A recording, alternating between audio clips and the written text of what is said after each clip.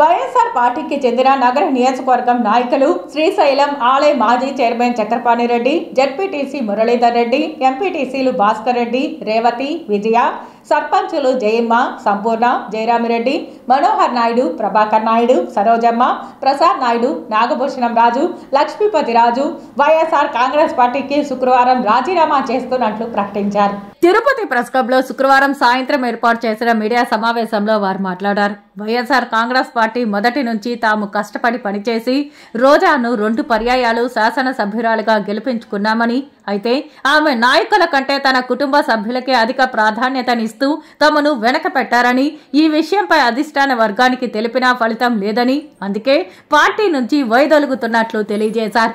తామందరూ మూకుమ్మడిగా తెలుగుదేశం పార్టీలో చేరుతామని ప్రకటించారు.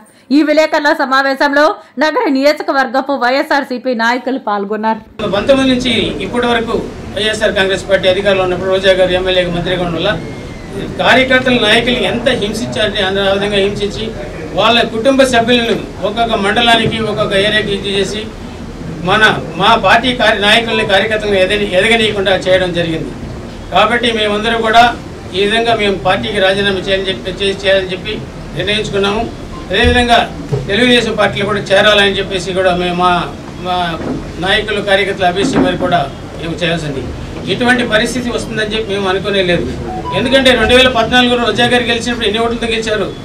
ఆ రోజు 2014 ముందు రోజా గారు ఏమనేవారు? ఐరన్ లెగ్ అన్నారు. ఈరోజు గోల్డెన్ లెగ్ ఎవరెవరు వచ్చింది? దాన్ని మర్చిపోయి ఎంత ఇది చేస్తున్నారంటే మన పర్సనల్గా కూడా ఇబ్బందులు పెట్టడం జరిగింది. ప్రజాప్రతినిధులు ఎన్నుకున్న వారికి ప్రజాప్రతినిధులు ఎన్నుకున్న వారికి కూడా ఎంపీపీ వస్తే కూడా మాటిచ్చి మళ్ళీ అడ్డం జరిగారు. అబద్ధం చెప్తున్నారు, మేము చెప్పలేదని. అదేవిధంగా లక్ష్మీపతి రాజు గారిని రాష్ట్ర వైఎస్ఆర్ కాంగ్రెస్ పార్టీ రైతు విభాగం ప్రధాన కార్యదర్శిగా ఉన్నారు, వారికి కూడా ఎంపీపీగా ఇస్తామని చెప్పి మళ్ళీ అడ్డుకోవడం జరిగింది.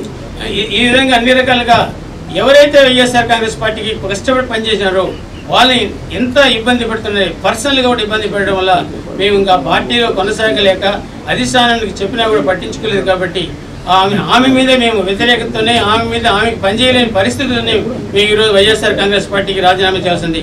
మా కార్యకర్తలు నాయకులు అభిష్టం మేరకే మేము తెలుగుదేశం పార్టీకి మద్దతు ఇవ్వాలని చెప్పేసి కూడా ఈ ప్రతిగా మీకు తెలియజేస్తున్నాము.